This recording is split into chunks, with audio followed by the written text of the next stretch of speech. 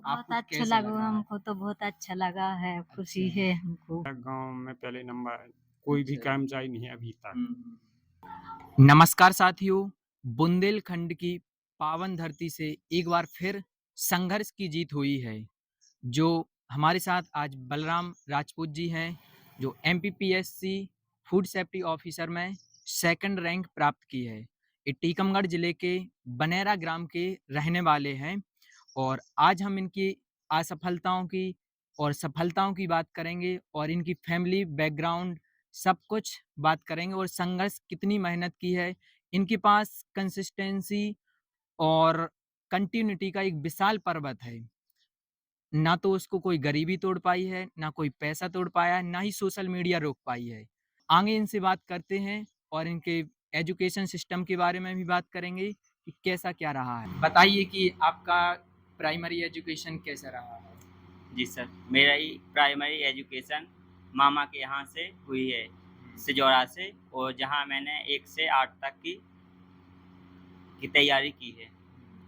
और फिर इसके बाद मैं 9th से टीकमगढ़ गया है, जहाँ मैंने गवर्नमेंट एक्सीलेंस स्कूल टीकमगढ़ से 9 से 12वीं तक उत्तीर्ण की है, और इसके बाद मैं इंदौर गया था। तो इंटर में इन्होंने काफ़ी अच्छी रैंक जिले में 3rd रैंक ओबीसी से प्राप्त की थी। इसके बाद इन्हें बहुत सम्मानित भी किया गया। इसके बाद आपके दिमाग माइंड में कैसे आया कि हमें इंदौर जाके क्या करना चाहिए और इंदौर में कैसे क्या हुआ? शुरुआत में मेरे दिमाग में जो इंदौर से बीएससी करना थी होलकर साइंस कॉलेज से, तो मैंने होलकर साइंस कॉलेज में बीएससी में एडमिशन भी ले लिया। फिर इसके बाद मेरे साथियों से पता चला कि पीएससी की तैयारी करना चाहिए। इसके बाद मैंने वहाँ 2019 से पीएससी की तैयारी करना शुरू की थी, और इसके बाद मैंने वहीं से ग्रेजुएशन की और पीएससी की तैयारी भी की। अब तक जैसे आपको एफएसओ में 2nd रैंक प्राप्त हुई है, तो इससे पहले आपने कहाँ-कहाँ असफलताएँ प्राप्त की हैं और कौन-कौन से एग्ज़ाम दिए हैं? इसके पहले मैंने बहुत से एग्ज़ाम दिए हैं जिसमें मुझे अंतिम रूप से सफलता प्राप्त नहीं हुई है। मैंने एमपीपीएससी में एग्ज़ाम देना शुरू 2022 से किया था। मेरा 2022 पहला अटेम्प्ट था, जिसमें मैं प्री क्वालीफाई किया, मेंस भी क्वालीफाई किया, और मैं इंटरव्यू में भी उपस्थित हुआ, लेकिन अंतिम रूप से चयन नहीं हो पाया। इसी प्रकार 2023 में भी मैंने प्री मेंस क्वालीफाई किया और इंटरव्यू भी दिया, लेकिन अंतिम रूप से सफल नहीं हो पाया। 2024 में मैंने प्री क्वालीफाई किया, लेकिन मेंस में असफल हो गया, और 2025 और 26 में भी मैंने प्री क्वालीफाई किया है, और मेंस अभी पेंडिंग है, जो अभी देना है, अगस्त और सितंबर में है। और इसके बीच में अभी 2025 में एफएसओ की एमपीपीएससी ने भर्ती निकाली थी, जिसको मैंने उत्तीर्ण किया और मैं फाइनली रूप से सिलेक्ट हुआ हूँ। तो आप लगातार पिछले 4 सालों से एमपीपीएससी का मेंस क्वालीफाई मतलब फाइनल लिस्ट से बाहर हो रहे हैं। इसके बाद ये एफएसओ का माइंड में कैसे आया कि एफएसओ का भी देना चाहिए?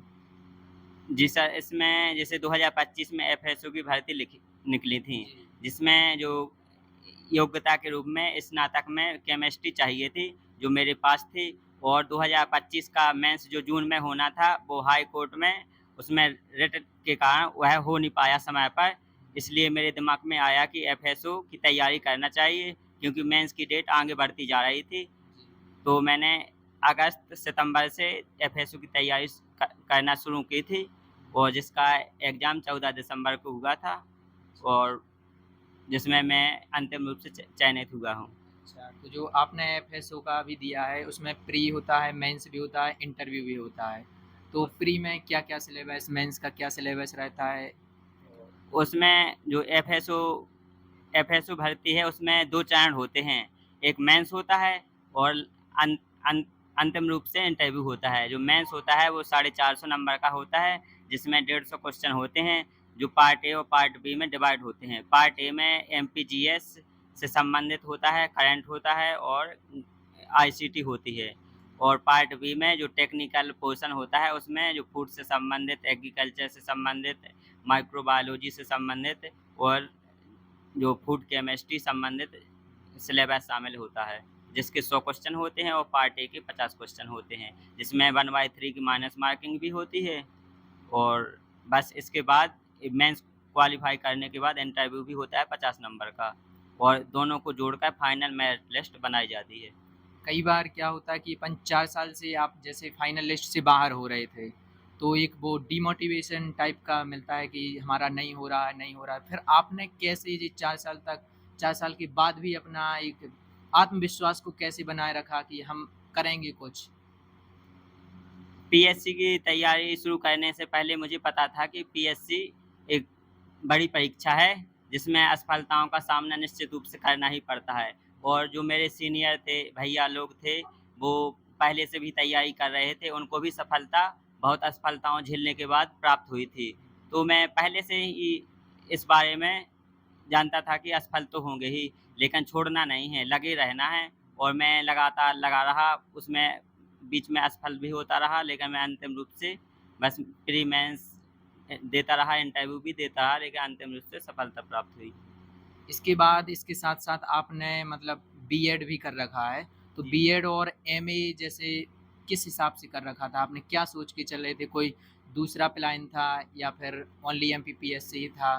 फिर एमए और बीएड क्यों किया है? जब मुझे लगा कि जैसे मैंने 2022 का इंटरव्यू दिया था, 23 का देने वाला था, तो जब मुझे 22 का रिज़ल्ट आ गया था, उसमें अंतिम रूप से सफलता प्राप्त नहीं हुई थी। तो मेरी जो मेरा जो बैकग्राउंड है, वो आर्थिक रूप से इतना सक्षम नहीं है कि मैं लंबे टाइम तक पीएससी की तैयारी कर करते रहता। इसलिए मैंने जो वैकल्पिक के रूप में एमए किया था, जिसमें एमपीपीएससी में असिस्टेंट प्रोफ़ेसर की जगह निकलती है, तो मैंने सोचा कि उसका भी एग्ज़ाम दे सकता हूँ, और यही सोचकर मैंने टीचर वाली लाइन में भी जाने के लिए बीएड किया था, और लेकिन मुझे उससे पहले ही मेरा चयन एफएसयू में हो गया। इसके साथ-साथ इनका एमपीपीएससी एफएसओ में सेकंड रैंक भी प्राप्त है और नेट जीआरएफ 2025 में भी शायद अच्छी रैंक प्राप्त है। ऑल इंडिया 74वीं रैंक। हाँ, 74 रैंक है। तो इसके साथ मतलब आप क्या वो जॉइन करेंगे या नहीं जीआरएफ? मेरा जैसे एफएसयू में चयन हो गया है, तो मैं जो पीएचडी में एडमिशन तो नहीं लूँगा, क्योंकि मुझे केवल जो फेलोशिप के लिए जॉइन करना था, क्योंकि मेरा मुख्य उद्देश्य एमपीपीएससी की तैयारी करना ही था। अच्छा। इसलिए मैं वर्तमान समय में उसे तो जॉइन नहीं करूँगा। तो जो आगे तैयारी कर रहे हैं वो कई बार असफलताएँ प्राप्त कर चुके हैं एमपीपीएससी में। तो उनके लिए आप क्या कहना चाहेंगे कि आत्मविश्वास कैसे बनाए रखें जैसे आपने बनाया? उनसे बस मैं यही कहना चाहता हूँ कि निरंतर मेहनत करते रहें और पेशेंस रखें, क्योंकि जो पीएससी एक बड़ी परीक्षा है, और उसमें जो अनुभव भी चाहिए। जो जैसे इंटरव्यू बोर्ड में भी वे लोग यही देखते हैं कि लड़का मेहनत करता है। जो आपकी एमपीपीएससी जर्नी है, इसमें आपके साथ किस-किस का हाथ रहा है? किसी प्रेम का हाथ रहा है या नहीं? इसके बारे में बताइए थोड़ा। नहीं, कोई प्रेम का तो नहीं रही है, बस दोस्तों का सहयोग रहा है। आर्थिक रूप से भी, मानसिक रूप से भी मोटिवेट करते रहे हैं कि नहीं तुम कर लोगे। हुँ, हुँ। और हाँ, और जैसे गुरुजनों का आशीर्वाद तो रहा ही है, परिवार का अच्छा। सपोर्ट रहा है। और इसके साथ-साथ और शादी करने का क्या प्लान है? अभी शादी तो हुई नहीं है, तो शादी करने का क्या प्लान है? शादी 2-3 साल बाद ही करेंगे, अभी तो जैसे जॉइनिंग हो जाए और सब चीज़ें सेटल हो जाएँ, उसके बाद सोचेंगे। अच्छा, तो अब देखिए इनका ये होम टूर हम आप लोगों को कराने वाले हैं। तो ये इनका होम टूर है, यहाँ पे रह के इन्होंने पढ़ाई की है। देखिए जैसे ही आपका इंदौर में एक छोटा-सा कोठा है, वहाँ भी यहाँ भी इनका सेम वैसे ही एक कोठा है। आप लोग देख सकते हैं यहाँ पे रह के इन्होंने पढ़ाई की है और यहीं पे अभी इनका फैमिली बैकग्राउंड यहीं पे सब कुछ सब लोग रहते हैं। अब इसके साथ ही आपको मिलवाते हैं इनके माताजी से और पिताजी से और भाइयों से भी और बहनों से भी। तो आइए इनसे बात करते हैं थोड़ी जो बलराम जी की माताजी हैं, सबसे पहले इनसे बात करेंगे। तो माताजी बताइए आपको कैसा लग रहा है? आपके बेटे की MPPSC FSO food safety officer में सेकंड रैंक प्राप्त की है, जो बहुत ही अच्छा है। तो बहुत आपको अच्छा कैसा लग लगा, रहा है? हमको तो बहुत अच्छा लगा है, खुशी अच्छा। है हमको बहुत ही। तो आपने कैसे सोचा है कि मतलब इस छोटे से गाँव में रहकर कि मतलब हमें अपने लड़के को बाहर भेजना चाहिए पढ़ाने के लिए और कैसे आपके माइंड में आया कि हम भी अपने लड़के को पढ़ाएँगे? हम तो चाहते हैं वो अभी पढ़ जाते हमारे मोड़ा। अच्छा। हाँ। कहेंगे पापा जी थोड़ा बताएँगे? बताइए। तो कैसा आपको फ़ील हो रहा है? हमको बस सबसे अच्छा लगा है गाँव में पहले नंबर कोई भी अच्छा। कर्मचारी नहीं है अभी तक। हुँ, हुँ। हमको तो यही लगे यानी कि ये टेस्ट बताते थे हमको मोबाइल पे, सो हमको अच्छा। खुशी होती थी जितना पैसा जहाँ से बनेगा वहाँ से देंगे हम। इतनी दम रखे थे कि इनको पैसा माँगने ना पड़ेगा। हुँ, चाहे मज़दूरी से चाहे कछु हुँ। मतलब जितनी व्यवस्था हो सके उतनी व्यवस्था बनावे सुई का है, चाहे मकान बने ना बने कुछ भी नहीं बने।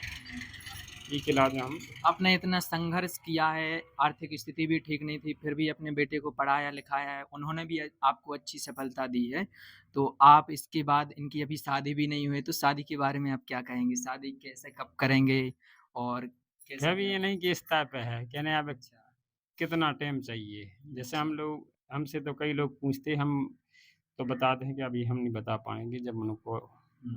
तो सब कुछ अभी बलराम के ऊपर छूटा हुआ है, पूरा शादी का मटेरियल मतलब पूरा सब कुछ, जो बलराम कहेंगे उसी में माताजी और पिताजी सब कोई सब लोग राज़ी हैं। देखिए आपको दीदी कैसा भी लग हैं उनके रहा है? साथ में, बहुत दीदी भी अच्छा लग बोलेंगी रहा 2 है। शब्द बताइए आपको विश्वास कैसे अच्छा हुआ लग रहा छोटे है। भाई पे कि आप भी वो तैयारी इतना कर बड़ा रही कुछ हैं? कर सकता है?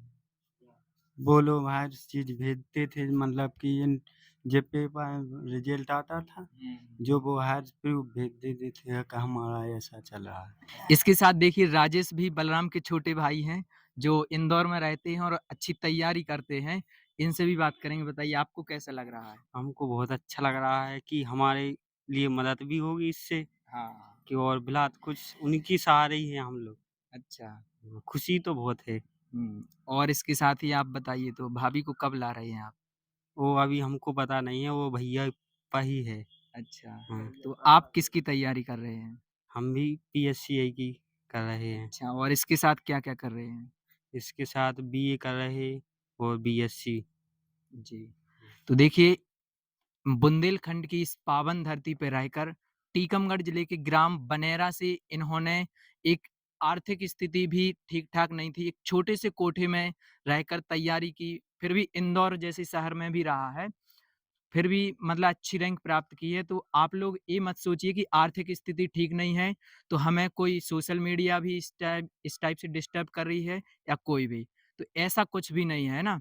यदि आपके पास आत्मविश्वास और कंसिस्टेंसी का विशाल पर्वत बलराम राजपूत की तरह है, तो चाहे सोशल मीडिया हो, चाहे नदी हो, चाहे पर्वत हो, चाहे आग हो, चाहे तूफान हो, कोई नहीं उसको तोड़ सकता है। बस आत्मविश्वास और कंसिस्टेंसी को बनाए रखिए।